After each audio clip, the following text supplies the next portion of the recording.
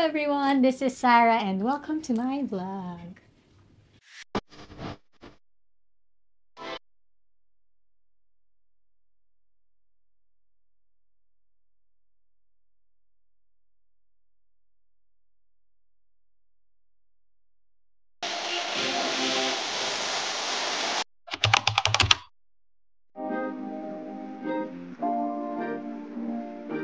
Today's vlog, let's make it ano na lang.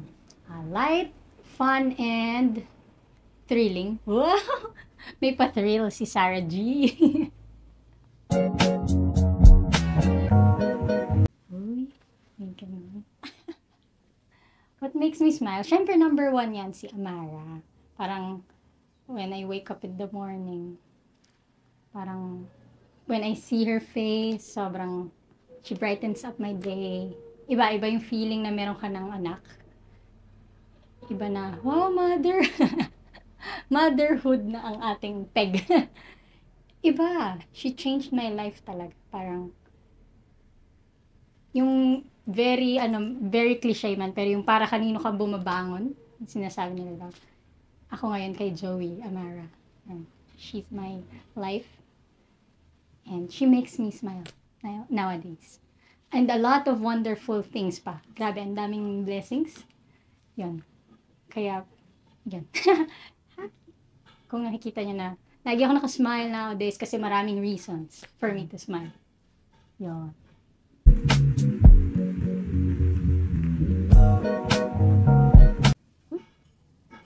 May ganon. Wait lang, meron bang ganon? Paano naiiba? Ang isang Sarah Garcia. Char! May ganon. Wait lang, parang wala naman, syempre. Bakit? Bakit? Naiiba? Parang, I don't think so. Siguro depende yan sa naging experience talaga ng isang tao. Doon mo makikita yung depth niya, yung substance ng isang tao. The more you know the person, the more mas maintindihan mo siya. Kaya yun, siguro kung you just see me from the screen, kung ano yung nakikita nyo, I don't know, I see a lot of comments, pero I am so overwhelmed. I appreciate all your compliments and all. Pero yun, you still have a lot to know about me. Wow! Oh my God. Joke lang, hindi. Ano ba? Ano na iba sa akin? Wala naman. Tao lang din po ako. Ako lang to. Hindi, joke lang. Kasi minsan yung mga comments yung masyadong Sarah G, wow! Hindi. Ako lang po ito. Tao lang po. Walang naiiba. Siguro very special, unique yung naging experience ko sa life. Pag kinikwento ko nga yung buhay ko, like sa mga colleagues, sa mga friends na bagong mga nami-meet ko, wow, very unique yung experience na I had a child, I had a child because of insemination and from the past, from my past relationship, di ba? Not everyone naman kasi is open dun sa naging past relationship ko and yung naging way kung how I got my baby, Joey Amara. Pero, yun, I think that's what differentiates me from others. Yun, kanya-kanya experience, kanya-kanyang, ano bang tawag dyan? Identity. Wow! Feeling ko magta-32 na ako, pero feeling ko bata pa rin ako. Wow! Siguro yun, very young at heart. Alam mo yun? I enjoy every moment talaga. I don't look at the past. I don't define myself from my past or hindi ako masyadong excited hindi ako masyadong excited sa future, pero I really live in the now. Siguro yun yung what makes me different. Hindi ko sinasabing kayo, hindi kayo nagle-live in the now. Pero, di ba, yun yung in-enjoy ko talaga every day, every minute, every second with my loved ones. Yun eh. Pero kung ikaw ganun ka din, edi very good. Di ba? Pareho tayo, appear tayo dyan. Ganon.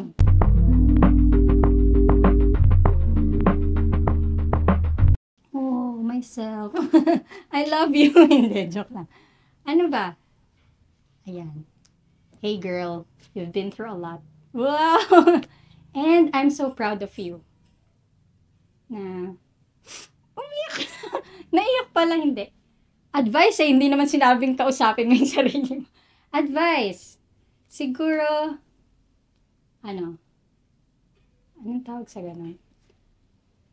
Keep it up. Padayon. Di ba yung sinasabi nila na padayon? Keep it up. You're doing a very good job. I'm so proud of you. Wow!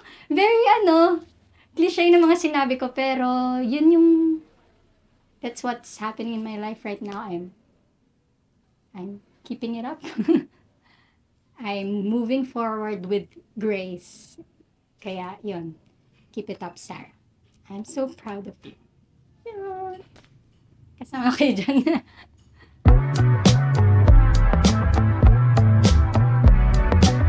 Ay, very interesting question. Bakit may pa-private? Hindi, mas maganda nga yun. Private work-life balance. Ako naman talaga, personally, gusto ko talaga yung may work-life balance. Pero ito, this time, let's make it, dagdagan natin ng private work-life balance na.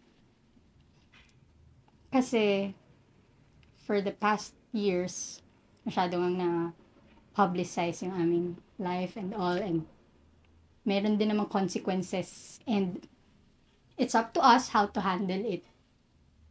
Kanya-kanyang lang din yan. Pero, your question was how to maintain a private work-life balance.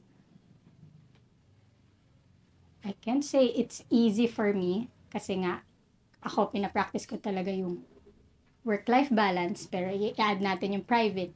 Siguro i-consider ko ngayon talaga, pinakamalaki kong i-consider is si Joey. Kasi iba na may anak na ako, so hindi pwedeng all out ako when it comes to my life.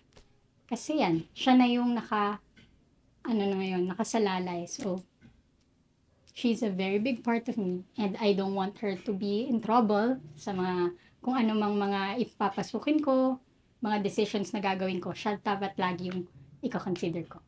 So, yun. Every choice that I make, dapat si Amara yung privacy namin, lagi yung ipoprotect ko siya and all. Yun.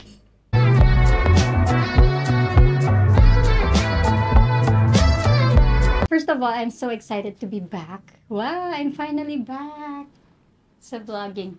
Naka-excite din na for quite some time, hindi ako naging ready talaga to be back.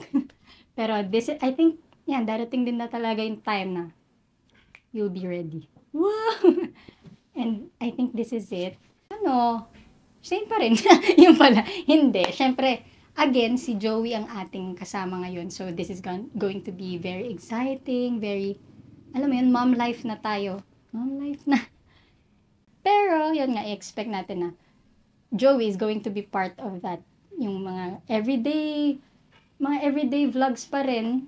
Tsaka yung mga flights. Yan, I'm back to flying na rin. So, sama ko kayo sa flights ko, sa mga layovers. Kung gusto nyo lang naman manood. And, ano pa ba? Siyempre, may mga new found friends tayo, new adventures, new activities, new faces, new fun, new life. Yun, new beginnings. So, yun. Nakaka-excite. Na-excite ba kayo? So, yun. Ano ba in-expect nyo sa vlogs ko? Diba? Yun lang. See you.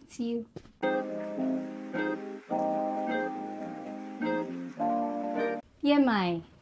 Today, ano ba?